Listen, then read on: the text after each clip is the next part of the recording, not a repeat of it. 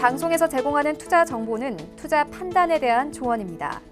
방송에서 제공하는 주식의 가치, 가격 상승 및 가격 하락에 대해서는 방송사에서 보장하지 않습니다. 간추린 경제 뉴스입니다. 중국 경제지표 부진 속에 중동 불안 및 유가 폭등까지 겹치면서 뉴욕 증시 3대 지수 모두 하락했습니다. 뉴욕 증권거래소에서 다우존스 지수는 0.52%, S&P 500 지수는 0.31%, 나스닥 지수는 0.28% 하락하며 거래를 마쳤습니다. 국제 유가가 긴장 구조로 폭등세를 보였습니다. 트럼프 대통령은 트위터를 통해 이란이 드론 격추 때도 거짓말을 했다고 밝히며 긴장이 고조됐습니다. 뉴욕 상업거래소에서 10월물 WTI는 배럴당 14.7% 폭등하며 62.90달러의 장을 마감했습니다. 로이터 통신은 2008년 12월 이후 약 11년 만에 퍼센트 기준 하루 최대 폭의 급등이라고 평가했습니다. 도널드 트럼프 대통령은 현지 시간 16일 기자들과 만난 자리에서 북한 국무위원장과의 회담을 위해 평양에 방문하는 문제에 대한 질문을 받고 준비가 되어 있다고 생각하지 않는다고 말했습니다. 이와 관련해 로이터 통신은 지금은 아마도 북한을 방문할 적기가 아닐 것이라고 보도했습니다.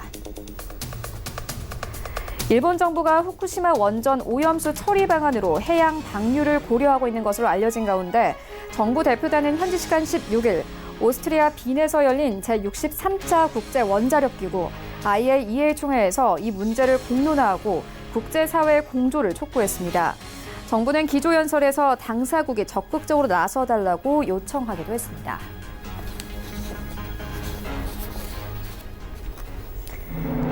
시청자 여러분 안녕하십니까? 출발 증시와이드 1부 시작합니다. 최윤입니다. 어제 우리 증시 양지수 모두 상승하며 거래를 마쳤습니다. 코스피 시장은 2060선까지 올라왔고요. 코스닥 시장 어제 1% 이상의 강세를 보이면서 638선까지 올라왔습니다. 하지만 수급 자체는 조금 수그러드는 분위기였는데요. 어제 원달러 환율이 한 달 반 만에 가장 낮은 수준까지 내려왔음에도 불구하고 유가 급등에 따른 우려가 커졌습니다. 또 약 한 5분 전에 속보가 들어왔는데요. 국내 첫 아프리카 돼지 열병 확진 사례가 발생이 됐습니다. 농림축산식품부는 오늘 새벽 6시 반 경기도 파주에서 한 돼지 농장에서 아프리카 돼지 열병 확진 사례가 확인됐다 이렇게 밝혔습니다. 최근 이와 관련해서 최근 돼지 선물 가격이 급등을 했었죠. 오늘 시장에서는 또 어떻게 움직일지 출발 증시와이드 1부에서 정확하게 알아보도록 하겠습니다.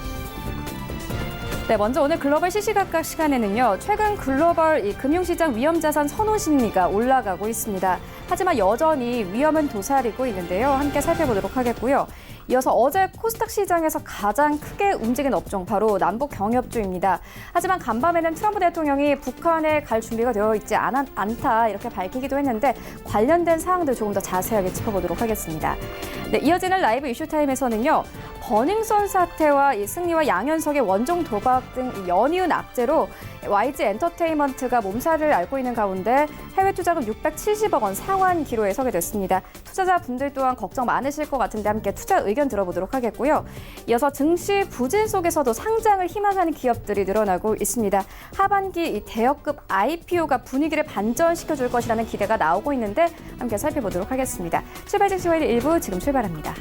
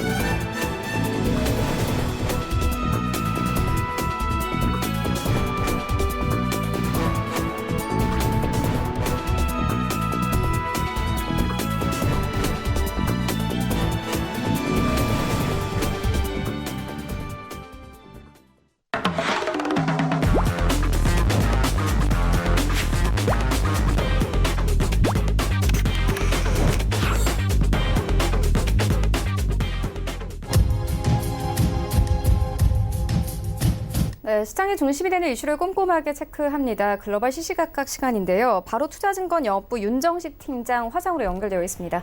안녕하십니까? 네, 안녕하세요. 네, 먼저 시장 상황부터 짚고 가도록 하겠습니다. 미국 증시가 국제 유가 급등 여파로 하락을 했습니다. 일단 소비 둔화와 연준의 덜 비둘기적인 통화 정책으로 또 시장의 하락세가 나왔다라는 오늘 증권사 리포트도 나오고 있는데요. 시장 상황 조금 더 자세하게 짚어주시죠.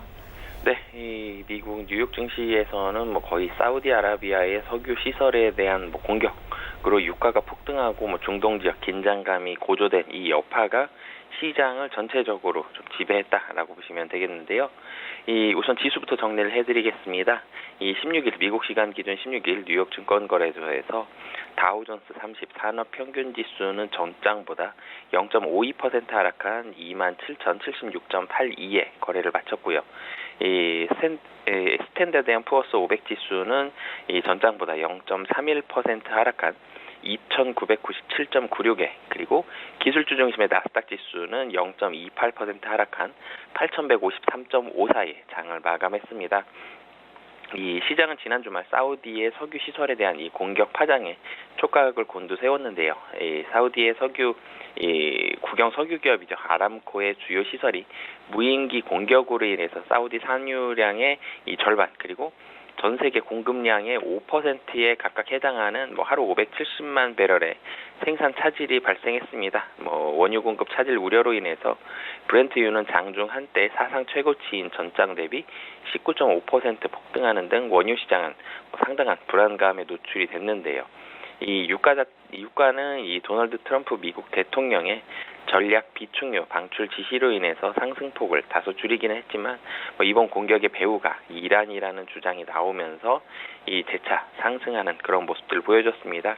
이란이 이번 공격의 배후가 맞다라면은 이 사우디아라비아를 공격한 이란 그리고 사우디아라비아와 긍정적인 관계에 있는 미국 이런 부분들에 있어서 이란과 미국의 긴장감 사실은 글로벌 증시에 그리고 전 세계 경기에 큰 영향을 아직까지는 좀 미치지 않고 있었는데요. 이런 부분들 좀 더 강해진다라면 갈등이 좀 더 커진다라면은 이 글로벌 경기에 미치는 영향 좀 더 강화될 그런 가능성들이 있기 때문에 이런 부분들이 원유에 대한 국제 유가에 대한 불안감을 좀 더 키웠었고요.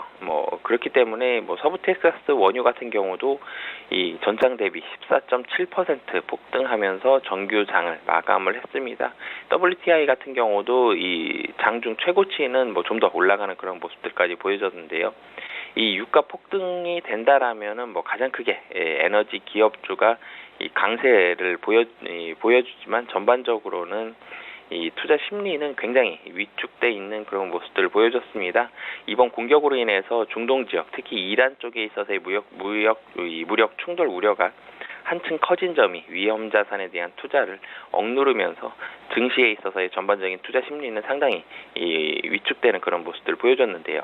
사우디군은 이번 공격에 사용된 무기가 이란 것이라는 초기 조사 결과가 나오면서 이란과 미국의 이런 긴장감 자체는 좀 더 커지는 그런 모습들이 나왔다라고 보시면 되겠습니다. 미국이 이번 공격에 이 순항 미사일이 사용이 됐으며 이것이 이란에서 발사된 것이라는 정보를 사우디와 공유했다라는 이런 보도가 나왔고요. 트럼프 대통령도 공격 책임이 이란에 있는 것으로 보인다는 그런 발언을 내놨습니다. 그는 이란이 과거 미국 드론 격추 당시에도 거짓말을 했다라면서 이번 공격과 관련이 없다는 이란 주장을 반박하는 글을 트윗에 올렸는데요. 트럼프 대통령은 여기에다가 우리는 이 검증 결과에 따라서 이 장전이 완료된 상태라면서 군사 공격을 감행할 준비가 돼 있음도 시사를 했습니다. 이 트럼프 대통령은 여기에 이어서 전쟁을 해야 한다며 미국은 준비가 돼 있다는 발언을 내놓기도 했다. 그러면서도 이란과의 외교 노력이 마지막 12초 전까지 끝나지 않을 것이다라면서 대화의 문을 열어두면서 긴장의 끈은 당기고 있지만 그래도 이란과는 대화를 풀기 위해서 노력을 하고 있다. 굉장히 이런 모습들 미국과 중국 간의 이런 미중 무역 협상에 있어서도 트럼프 대통령 상당히 밀고 당기기 많이 하는데 이란 쪽에 있어서는 전체적으로는 이란에 경고를 하는 그런 메시지가 훨씬 강했지만 그럼에도 불구하고 좀 풀어주는 그런 부분들까지 메시지가 좀 나왔다라고 보시면 되겠습니다.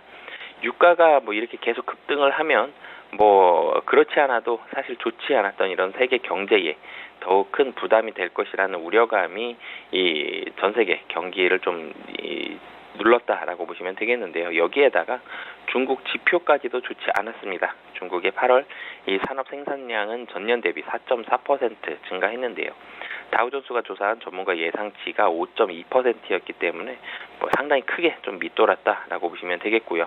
2002년 2월 이후 최저치다라고 보시면 될 정도로 상당히 산업 생산이 좋지 않은 지표 발표였다라고 보시면 되겠습니다.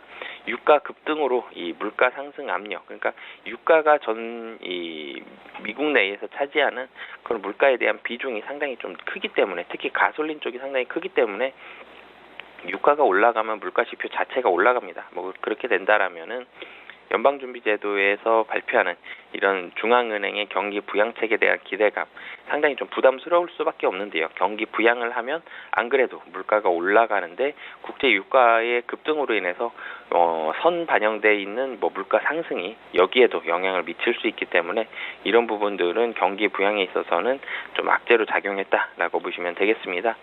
이 가솔린 가격이 급등을 하면 이런 뭐 인플레 압력에서 영향을 주면서 연준의 이 비둘기적 통화 정책 가능성이 상당히 좀 낮아지는 그런 부담감이 있는데요.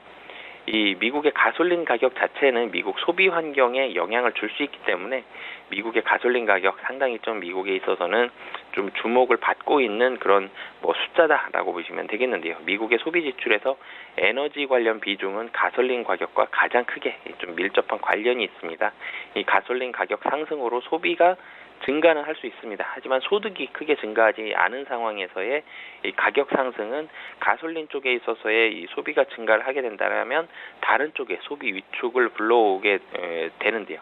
이렇게 되면 미국 소비에 대한 우려감 더 나아가고 미국 소비의 이 물가에 대한 불안감, 이 전체적으로 물가 상승률 자체는 가솔린 가격 상승으로 인해서 올라갔는데 다른 소비 쪽에 있어서의 위축이 나온다라면 미국 쪽에 있어서의 물가 불안감 상당히 올라간다라고 보시면 되겠고요.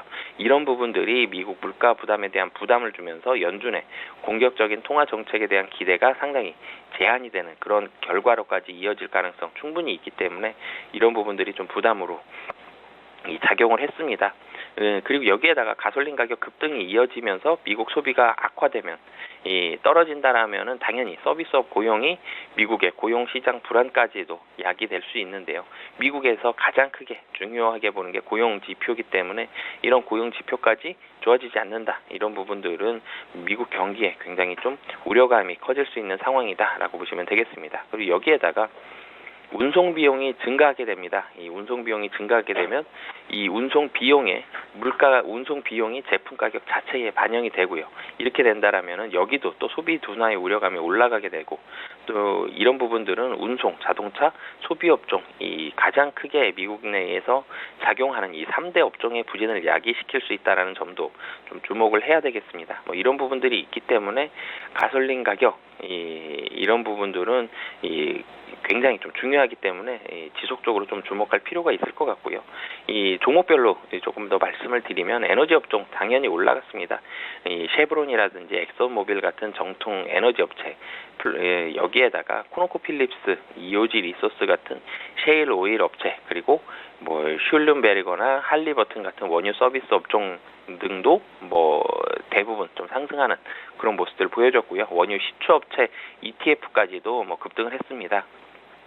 그리고 여기에다가 사우디 원유 시설 피격 여파로 인해서 지정학적 리스크가 올라갔죠, 당연히. 그러면서 로키드 마틴이라든지 레이시온 같은 방위산업 업종이 강세를 보였었고요.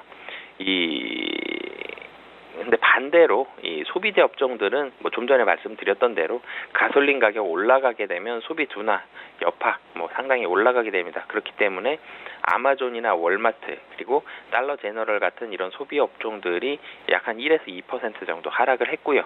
그리고 유나이티드 항공이나 아메리칸 에어라인 같은 항공주 당연히 좀 하락을 했고 GM 포드 같은 운송 업종들도 뭐 하락을 하면서 전체적으로 이 에너지 업종은 뭐 셰일 오일이라든지 뭐 원유 서비스 업종 같은 경우는 좀 급등을 하긴 했지만 그래도 에너지 업종을 제외한 나머지 이 종목들은 대체적으로 좀 하락을 하면서 미국 이 증시 전체적인 분위기는 좀 좋지 않았다라고 보시면 되겠습니다. 네, 시장 상황 짚어주셨는데 그렇다면 이런 상황에서는 위험 자산과 안전 자산 중에 투심을 좀 어느 쪽으로 무게를 두는 게 좋을까요? 네, 사실은 뭐 아직까지는 위험 자산 쪽으로 확 가도 된다라고 확언을 하기에는 쉽진 않지만 뭐 국제 유가가 상당히 좀 많이 올라갔고요. 그리고 지금 뭐 미국과 중국의 무역 분쟁 끝나려면 굉장히 오랜 시간 걸릴 것으로 보여집니다. 뭐 그렇기 때문에 지금 글로벌 증시 전체적으로 좀 불안한 상황인데요. 근데 뭐 최근에 증시에 대한 등락폭을 본다라면은 그렇게 글로벌 경기의 이런 불안감에 크게 반응을 하진 않고 있습니다. 뭐 0.5% 정도 이 안에서 이 위아래로 좀 움직이는 그런 모습들을 보여주고 있는데요. 분명히 불안한 부분들 좀 전에 말씀드렸던 대로 사우디아라비아의 원유 생산 차질 그리고 미국과 중국의 무역 분쟁 뭐 단기간에 해결되지 않을 것으로 보여지는데 뭐 그럼에도 불구하고 전일 미국 증시 하락폭은 상당히 좀 제한적이었습니다. 그리고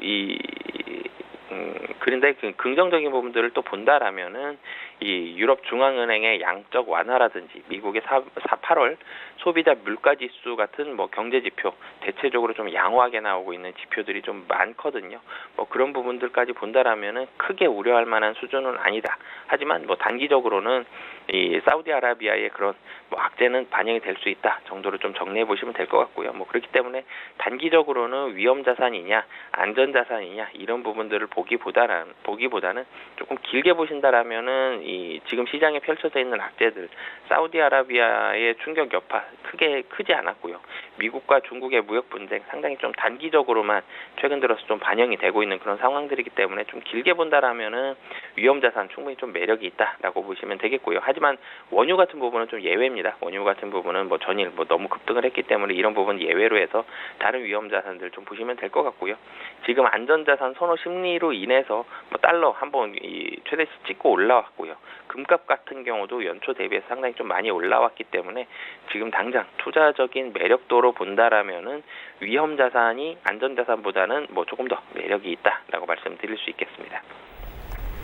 네, 알겠습니다. 이어서 우리 시장 짚어보도록 하겠습니다. 어제 코스닥 시장에서 가장 크게 움직인 업종이 바로 남북 경협주들입니다.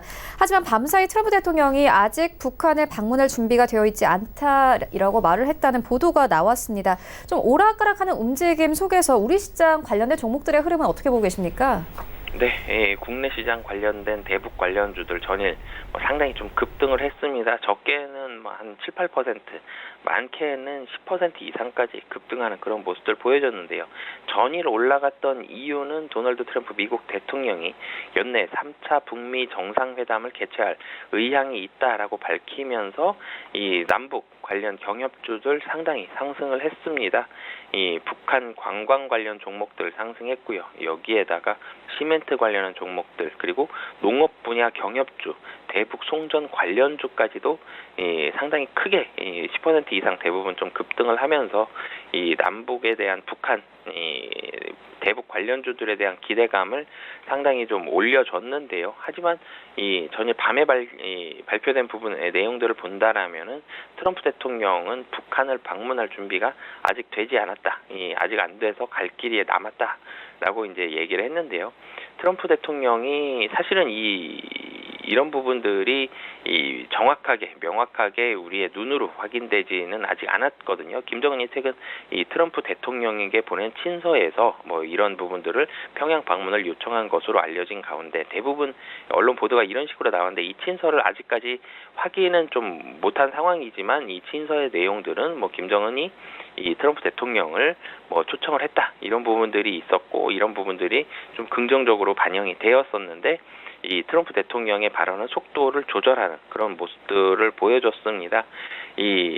그에 대해 준비가 돼 있다고 생각하지 않는다라고 얘기를 하면서 아직 갈 길이 남았다라고 덧붙였는데요. 여기에선 속도 조절을 하면서 마지막에는 김정은과 관계가 매우 좋다라고 하면서 북한과의 관계는 뭐 긍정적이다 이런 부분들까지 덧붙였는데 사실은 이 문장 안에 속도 조절하는 부분과 긍정적인 부분들 모두 다 들어가 있으면서 트럼프 대통령과 김정은 이 3차 회담 가능성을 배제하지는 않았지만 상당한 속도 속도 조절을 하고 있다라고 보시면 되겠습니다. 국내에 있어서도 뭐 문재인 대통령과 김정은의 만남이 이루어지면서 상당히 급진적으로 북한과 가까워지나 했더니 이 속도 조절이 북한 쪽에서 좀 이루어졌잖아요. 뭐 그런 부분들이 트럼프 대통령과 김정은도 충분히 속도 조절을 할 가능성이 현재로선 굉장히 높다라고 말씀을 드릴 수 있을 것 같고요. 트럼프 대통령도 그렇고 김정은도 그렇고 이 서로 만나는 것 자체보다도 더 중요한 게 만남을 이슈로 해서 정치적으로 이용하는 부분들이 이 두 정상들 모두에게 훨씬 중요한 일이기 때문에 만나기 전까지 이 미국과 이 북한의 만남은 뭐 굉장히 정치적으로 이용이 되면서 서로 간의 이해를 따지면서 움직일 가능성이 뭐 확실시 되고 있기 때문에 미국과 북한이 당장 만나기에는 뭐 가능성 상당히 좀 낮다라고 보시면 되겠고요.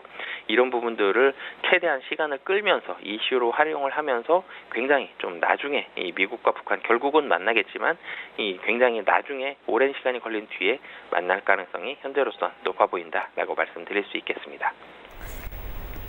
네, 지금까지 바로 투자증권 영업부 윤정식 팀장과 함께했습니다. 고맙습니다. 네, 감사합니다.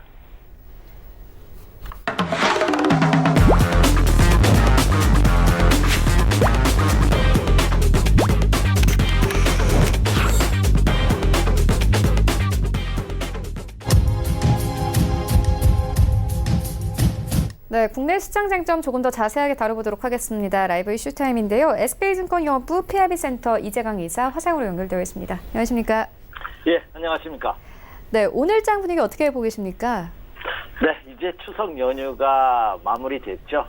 아마 추석에 여러분 고향의 친지분들, 그리고 형제분들, 그리고 조상에 대한 성묘 잘하셨나 봅니다. 추석 이후 국내 시장과 마찬가지로 해외 증시도 뭔가 다른 그런 면이 완연하게 나타나고 있는 그런 모습입니다. 그동안은 사실 미국 등 선진국 시장에 비해서 국내 시장에 철저히만치 외면당하는, 차별화되는 그런 모습이 나타나는데요. 이제는 국내 증시도 예전과는 다른 모습이 확연하게 나타나고 있는 그런 모습입니다. 다시 말해서 통상적으로 저희들은 이런 시장의 패턴을 보고서 바람의 방향이 바뀌었다 하는 표현을 자주 쓰는데요. 이미 제가 지난주 추석 연휴 이전에 여러분에게 이 시간을 통해서 언급해드리면서 그렇죠.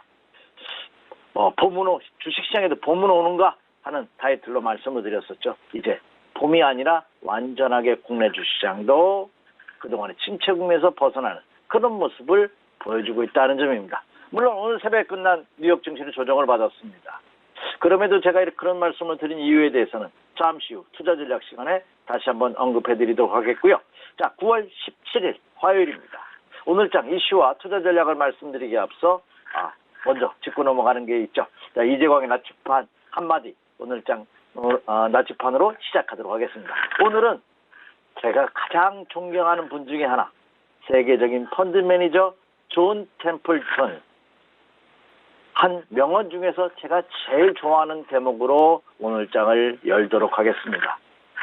강 회장은 비관 속에서 태어나 회의 속에서 자라며 낙관 속에서 성숙하고 행복 속에서 사라진다 하는 표현을 썼습니다.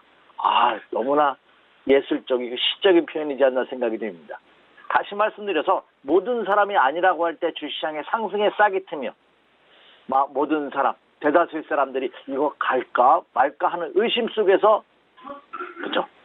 주가의 상승, 주식시장은 그렇죠. 상승대에 합류하고 자, 모든 사람이 이제는 간다 하는 확신이 들 때 그렇죠. 사라진다 하는 그런 뜻이 아닌가 생각이 됩니다. 제가 이 말씀을 드리냐면 여전히 국내 시장에 대한 불안감이 상존해 있다는 것은 주시장이 이제 국내 시장도 그동안 장기 침체 국면에서 벗어나는, 다시 말씀드려서 이제는 우리 개인 일반 투자자분들께서도 수익을 올릴 수 있는 그렇죠. 수확의 계절, 추수의 계절인 가을이 주식시장에도 오고 있는 것이 아닌가 하는 말씀을 드립니다. 네, 이제는 종목별로 조금 더 자세하게 짚어보도록 하겠습니다. 최근 연이은 악재로 YG 엔터테인먼트가 속수무책으로 바닥을 주가가 찍고 있습니다. 또 그리고 이제 루이비통 그룹의 투자금 상환 기일까지 겹친 상황인데요. 주가 방향 좋지 않을 것으로 보여지는데 이사님께서 어떻게 보십니까? 예, 참 이 K-팝의 열풍으로 인해서 최근 국내 경기 침체 국면 속에서도 이들 관련주들이 강세를 보였었죠. 그리고 우리나라의 대표적인 3대 엔터테인먼트 엔터테인먼트 회사인 SM, JYP, YG 등이 그렇죠. 전 국내 기업뿐만 아니라 국내적으로뿐만 아니라 세계적으로도 대표적인 엔터테인먼트 회사로 인해서 국내 아이돌 그룹에도 해외에서 그렇죠. 많은 분들이 지원하고 있다고 합니다. 많은 청소년들이. 그리고 여러분도 뉴스 보도를 통해서 알다시피 우리나라 엔터테인먼트 회사들이 해외에서 그 아이돌 그룹을 그 가수 신입 가수를 구하는 오디션에도 세계적인 열풍을 불러일으키는 것도 여러분도 아실 겁니다. 근데 그 위상이 지금 다른 문제도 아닌 대주주의 도덕성 문제로 휘청거리는 그런 모습이 펼쳐지고 있습니다. 따라서 K-팝으로 인한 선풍적인 인기를 끊었던 국내 엔터테인먼트 그 위상이 그렇죠. 위기가 오는 것이 아니냐 하는 우려감이 대두되고 있는데요. 여러분도 뉴스 보도를 통해서 잘 아시다시피 YG 엔터테인먼트가 그 버닝썬 사태로 인해서 아주 그 좀처럼 가라앉지 않고 있는 그런 모습을 보여주고 있습니다. 이제는 전 대표이사를 포함한 주요 주주들이 이제는 도박과 성매매 관련설로 인해서 검찰과 국세청의 조사를 받고 있는 그런 모습을 보여주고 있습니다. 여기에다가 프랑스의 명품 기업이죠.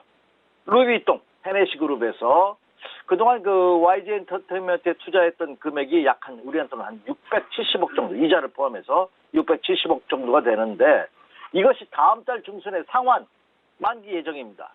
10월 16일 날이 이제 1차 상환 예정일인데 근데 문제는 이 YG 엔터테인먼트 주가가 43,574원이 붕괴될 시에 그 밑에 있을 때에는 이 풋백 옵션에 의해서 그 손실 보전 방식으로 상환을 해줘야 된다고 합니다. 그렇다고 본다면 어제 종가가 23,000원이에요. 그러면 이들이 손실을 보지 않은 가격까지 올라가려면 90% 이상 여기서 한 달 만에 상승을 해야 됩니다. 현재 시점으로 본다면 제가 불가능한 것이 아닌가 이렇게 예상이 됩니다. 자, 그렇다고 본다면 이 YG는 그렇죠.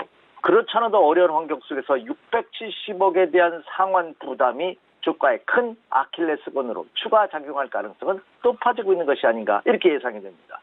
더군다나 지난 2분기 YG 실적을 보니까 20억 정도 실적 악화, 영업손실이나 발생하는 그런 모습을 보였습니다. 물론 YG는 재무구조가 이렇게 취약한 회사가 아닙니다. 세계적인 그 엔터테인먼트 회사이기 때문에 그렇죠.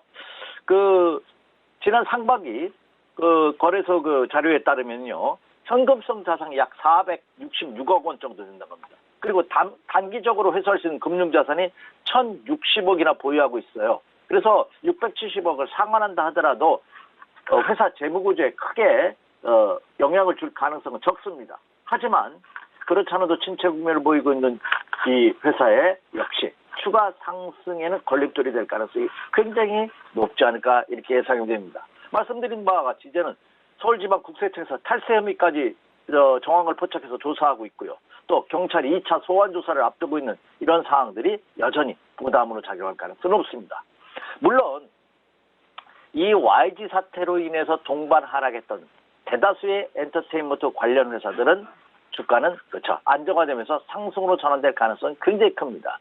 동반을 하락하면서 주가가 워낙 싸져 있기 때문에 그렇죠. 그래서 SM이라든지 JYP라든지 방시혁 대표가 하고 있는 BTS 방탄소년단 아직 상장되지 않았으나 관련주라든지 이런 종목군들이 각광을 받을 가능성은 굉장히 크다. 하지만 철저하게 종목별로 차별화될 가능성은 굉장히 높다 하는 점입니다. 따라서 JYP 사태로 YG 사태로 인해서 국내 엔터테인먼트 관련주에 대해서 그동안 덩달아 하락했던 많은 종목군들이 제자리 작업에 들어갈 가능성은 높습니다만 종목별로 차별화될 가능성은 없다는 점 체크해 주시기 바랍니다. 이렇게 말씀을 드립니다. 네, 최근 증시 좀 부진 속에서 상장을 희망하는 기업들도 꾸준히 늘고 있는 상황인데요. 하반기 대여급 IPO가 분위기를 반전시켜 줄 것이라는 기대도 나오고 있습니다. 이사님께서 어떻게 보십니까? 네, 아주 중요한 질문을 해주셨는데요. 사실 올해 들어서 이 IPO를 신청했던, 다시 말해서 신규 상장을 신청했던 기업들이 아주 전설이를 맡고 있습니다. 올해 상장된 기업들의 주가를 보면은요, 물론 시장에 영향을 받았죠. 액면가 이하로, 죄송합니다. 액면가리잖아. 공모가 이하로 속출하는 기업이 대다수고, 공모가 이하뿐만 아니라 공모가에서 거의 반토막난 종목군들이 속출하고 있습니다. 그러다 보니까 일부 IPO 상장 예정 기업들이 상장을 철회하는 그런 모습이 나타나고 있다는 점입니다. 그런데 최근 들어서는 그런 모습이 그렇죠 바뀌고 있다는 점입니다. IPO 시장에서도 오히려 하반기에 신규 상장에 녹화하는 거래소 시장과 코스닥 시장에 녹화하는 기업들이 크게 증가하고 있다는 점입니다.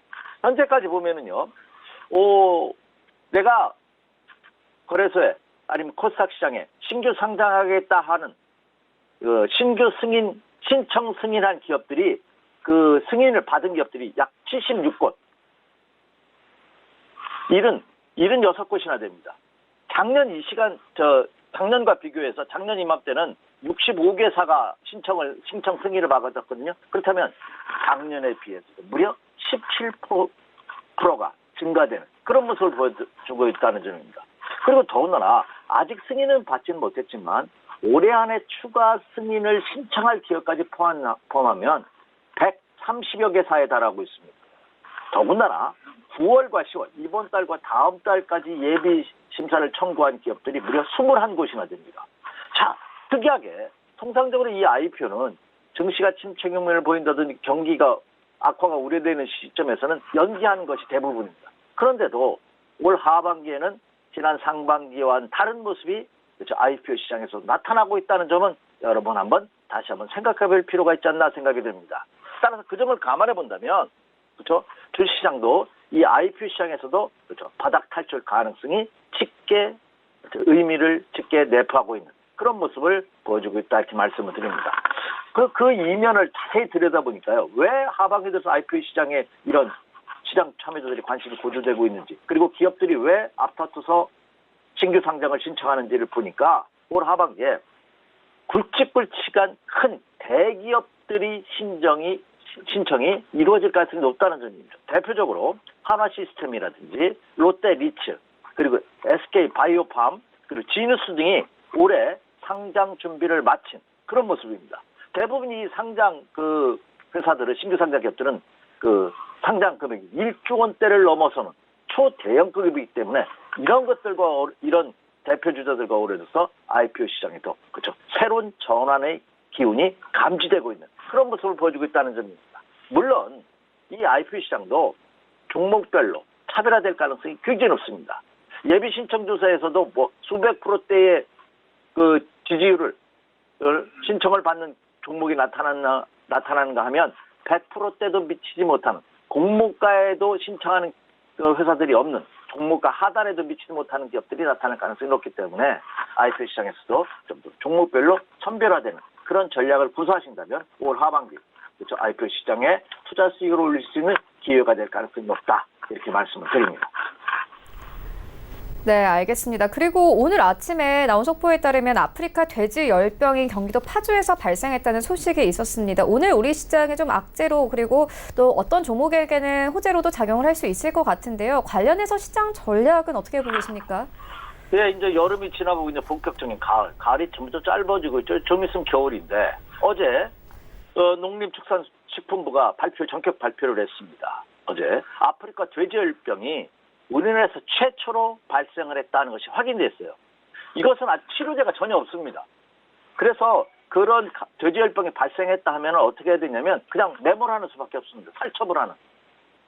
그래서 어제 긴급 농축산부가 발표를 했기 때문에 이에 관련된 시장의 변화 패턴도 여러분 꼭 체크해 주셔야 될 중요한 사항이 아닌가 생각이 됩니다. 자, 이 아프리카 돼지열병으로 인한 수혜주 패턴을 보면 크게 세 가지 패턴으로 나눠 볼 수 있습니다. 뭐냐면 치료제를 만드는, 치료제라든지 돼지열병을 차단할 수 있는 이런 관련된 회사들, 그리고 또 하나 돼지열병으로 인해서 돼지 수요보다는 다른 타 동물에 대한 수요가 나타날 때 수익이 되는 이런 패턴들, 이런 종목군들이 나타날 가능성이 높다. 그리고 돼지열병을 예방할 수, 치료제는 없다는 말씀드렸습니다. 예방할 수 있는 그런 대체제를 생산하고 있는 이런 업체들이 각광을 받을 가능성이 높지 않을까 생각이 됩니다. 그리고 중요한 것은요, 과거에는 루머에 서서 뉴스에 팔아라는 것이 증시 격언이었습니다. 근데 지금의 장은 뉴스에 보도가 된 종목군들은 관심을 가져볼 필요가 있습니다. 왜냐? 중요한 것은 이미 대다수의 종목군들이 국내 시장의 경우 엄청난 조정을 받았다는 점입니다. 밑으로 빠지는 가격의 조정뿐만 아니라 옆으로 횡보하는 시간의 조정을 이미 충분히 받았기 때문에 매수할 타이밍이 이미 들어와 있다. 준비를 하고 있다는 거죠. 누군가만 살짝만 톡 건드려주면 그냥 치고 갈 수 있는 이미 축적된 그런 힘을 국내 시장, 국내 기업들이 가지고 있다는 점입니다. 그렇기 때문에 이 돼지열병 관련주들도 투자자분들께서 한번 체크해 보실 그럴 이유가 충분하다 이렇게 말씀을 드립니다. 좀 더 자세히 살펴보면은요, 이글벳이라든지 체시스, 제일바이오 같은 의약품, 그죠? 예방 치료제 관련주가 있고요. 그리고 이 돼지열병 차단 벽을 만드는 고려시멘트라든지, 그리고 예방제는 파루라든지, 대한유팜 같은 이런 종목군들 눈여겨볼 필요가 있겠고요. 그리고 다른 대체 수혜주로 하림이라든지 마니커, 그리고 한일사료, 우성사료, 현대사료 같은 이 사료 관련주들, 이런 종목군들이 오히려 이 돼지열병 발병으로 인해서 대체 수혜가 예상되는 그런 종목이기 때문에 단기 매매 자신 있으신 분이라면 한번 노려볼 필요가 있겠다 이렇게 말씀을 드립니다. 네, 그렇다면 오늘장 투자 전략은 어떻게 보고 계십니까? 제가 앞서서 나침반 한마디 시간에도 언급해드렸고 지난주도 언급해드렸죠. 오히려 주식을 좀 가지고서 추석을 맞이하자는 말씀을 드렸는데, 자, 이제 너무 많이 간 것이 아니냐, 단기 조정권이 들어간 것이 아니냐, 과열권이 아니냐 하는 인식이 확산되고 있는 것이 사실입니다. 오늘 수요일 끝난 뉴욕 증시 어제까지 8일간의 상승을 마무리하고 조정을 받는 모습이죠. 당연한 조정입니다. 조정한 이유를 보니까 중동 사태 우려감이라 합니다. 예멘 반군이 드론으로 이용해서 사우디 최대 유전 중에 하나를 폭파시켰다는 보도, 여러분 어제 외신 보도를 통해서 충분히 전파치 않나 생각이 드는데요. 최근 들어서는 미국 시장보다 우리나라 시장이 더 빠르게 그 시장에 적용되는 것 같습니다. 재료가. 국내 시장은 어제 사우디 중동 사태에도 불구하고 국내 주식시장은 그저 하락했다가 상승 반전하는 힘을 보여줬죠. 이미 밑에서 치고 올라오는 힘이 그동안 강하다는 겁니다. 그렇다면 시장은 악재성 재료보다는 호재성 재료가 더 민감하게 작용하는 그런 시장이 되고 있다는 점입니다. 따라서 오늘 뉴욕 증시가 조정을 받았고 유럽 증시가 조정을 받았기 때문에 그 조정을 이용해서 국내 시장 투자자 한번 매수 관심을 가져보셔도 좋지 않을까. 그래서 오늘은 그 어느 때보다도 그죠, 종목 분석에 한 번 좀 더 심혈을 기울여 주십시오 이렇게 말씀을 드립니다. 자, 오늘의 투자 전략 본격적으로 말씀드리기 앞서 체크 포인트 살짝 언급하고 가도록 하겠습니다. 첫째, 그죠, 원달러 환율입니다. 제가 주가 추가 상승의 가능성을 자신 있게 또 한번 힘을 주어 말씀드릴 수 있는 요인 중에 하나가 이 환율입니다. 원달러 환율 등에 어제 7원 90전 하락했어요. 1183원, 두 달여 만에 1180원대 초반까지 그렇죠, 안정화되는 그런 모습입니다. 1183원. 제가 가장 좋아하는 환율 가격대는요, 1150원을 축으로 해서 플러스 20원대, 그러니까 그러면 1130원에서 1170원 요 사이로 들어와서 안정화된다면 금상첨화가 아닌가 생각이 듭니다. 자, 물론 환율 시장이 하락 안정화되면서 그렇죠, 원화의 가치가 상승하는 것은 주식시장이 긍정적입니다. 근데 하나 단점, 어제 하락한 폭이 7원 90전이나 돼요. 하락폭이 너무 커요. 변동성이 너무 크다는 얘기죠. 이렇게 되면 안 됩니다. 그래서 이제는 1180원대 초반까지 왔으니까 이제는 하락 안정화되는 것도 속도 좀 작게 유지된다. 이것만 하나 체크해 주시기 바랍니다. 환율 시장은 안정은 국내 주식시장에 긍정적인 힘을 발휘할 가능성이 높다 하는 점입니다. 또 체크 포인트가 또 하나 있어요. 자, 이번 추석 연휴 기간에 여러분은 좀 쉬셨겠고 저도 쉬었습니다만, 자, 이주열 한국은행 총재를 포함한 국내 금통위원들이 긴급 회동을 했다고 합니다.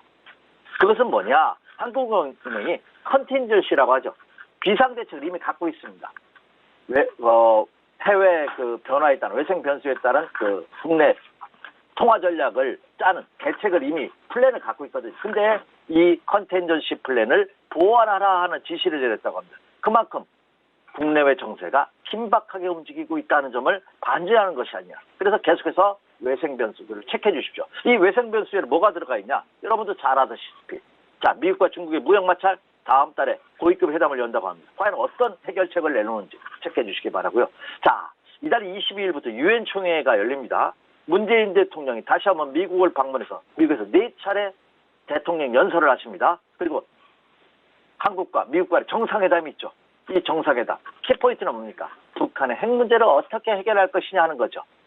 이것 또한 굉장히 국내 주식시장, 정치뿐만 아니라 주식시장에도 민감하게 반응할 가능성이 없다. 이거 꼭 체크해 주시기 바랍니다. 자, 이번 주에 또 가장 큰 이슈는 뭐니 해도 FOMC 회의죠. 자, 17일, 18일 현지 시간으로 FOMC 회의가 뉴욕에서 열립니다.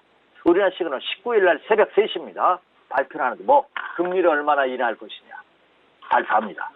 이거 체크해 주십시오. 금리 50bp 할 것이냐, 25bp 할 것이냐, 아니면 동결할 것이냐. 지금 이거 굉장히 민감합니다. 왜 민감하냐면 이제는 지난주까지는 추석 연휴 전까지는 당연히 인하할 것을 예상했습니다. 그런데 보니까 8월 소매 판매라든지 CPI 그리고 그 미국 국채 10년 국채가 아주 긍정적으로 돌아서는 상승의 모습을 보여주고 있습니다. 이 또한 체크 포인트입니다. 계속해서 체크해 주시기 바랍니다. 이제 결론입니다.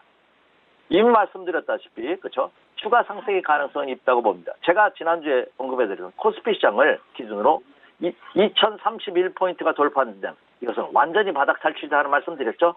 자, 돌파한 이후에 지속적인 상승세를 실현하고 있는 그런 모습입니다. 1차전은 이 반등 목표치를 2100포인트로 현재 보고 있습니다. 변동이 되면 다시 수정해 드리도록 하겠는데 따라서 오늘도 뉴욕 증시 하락으로 조정을 받는다면 하락 시 매도할 필요 없습니다. 조금 남았다고 이익 실현하지 마시고요. 좀 더 홀딩하는 전략 가능하겠고 오히려 조정을 받는다면 저는 매수가 가능할 것으로 보입니다. 그럼 무엇을 매수하느냐는 거죠. 이미 우리는 업종 대표주에 대한 매수가 지금 같지 않은 말씀 이미 드렸습니다. 변동 없습니다. 업종 대표주입니다. 이제까지는 외국인들이 집중적으로 매수한 반도체, IT, 전기차 이외에도 화학재, 롯데케미칼, 조선재, 삼성중공, 호텔에 그렇죠? 유통에 신라 호텔, 호텔 신라, 그리고 오일에 SOE, 그 저퍼주의 대명사 농심, 그리고 실적 우량주에 현대유약, 현대로템, 현대건설 같은 이런 업종 대표주를 중심으로 해서 매수 전략이 매수 관심을 가져보시는 것이 좋지 않을까 이렇게 예상이 됩니다. 이상입니다.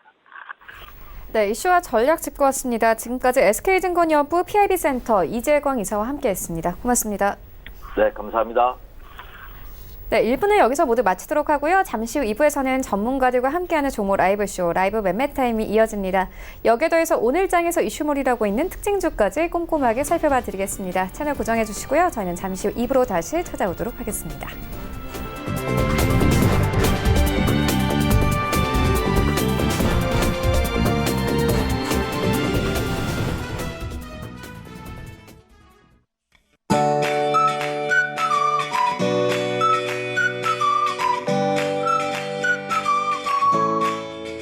안녕하세요. K웨더 라이프스타일 예보 김담비입니다. 오늘은 쾌청한 가을 날씨를 만끽할 수 있겠습니다. 전국이 대체로 맑아서 깨끗한 하늘이 드러나겠고요. 미세먼지 농도 역시 좋음 수준을 보이며 공기도 깨끗하겠습니다. 다만 이 큰 일교차에는 주의하셔야겠는데요. 서울의 아침 기온 18도, 대구 15도, 강릉은 14도로 아침에는 선선하겠지만 한낮에는 기온이 10도 이상 크게 오르겠고요. 특히 대구의 경우는 일교차가 12도로 크게 벌어지겠습니다. 외출 시 입고 벗기 편한 겉옷을 챙기시는 게 좋겠습니다. 이 시각 위성 영상 보시면 전국 하늘 깨끗하게 드러나 있고요. 충남과 남부 내륙, 강원 영서 곳곳에는 안개가 다소 짙게 끼어 있습니다. 출근길 교통안전에 각별히 주의하시기 바랍니다. 오늘은 동해 북부 해상에 위치한 고기압의 영향을 받겠습니다. 다음은 자세한 지역별 날씨입니다.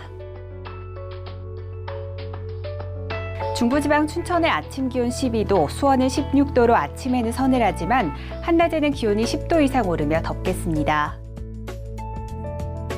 동해안 강릉의 아침 기온 14도, 속초 16도를 보이고 있고요. 낮 기온은 23에서 24도가 되겠습니다. 남부지방 전주는 아침 기온 18도에서 시작해 한낮에는 28도까지 오르며 덥겠고요. 부산의 낮 기온은 26도가 되겠습니다. 현재 동해 남부 먼바다와 남해 동부 먼바다, 제주도 남쪽 먼바다에는 풍랑특보가 내려졌고요. 남해와 동해는 물결이 최고 4m까지 매우 높게 일겠습니다. 항해나 조업하는 선박들은 해상 안전사고에 주의하셔야겠습니다. 모레인 목요일 아침에는 기온이 크게 내려가며 쌀쌀해지겠고요. 내일부터 모레 사이 강원 영동에는 비가 내릴 전망입니다. 날씨였습니다.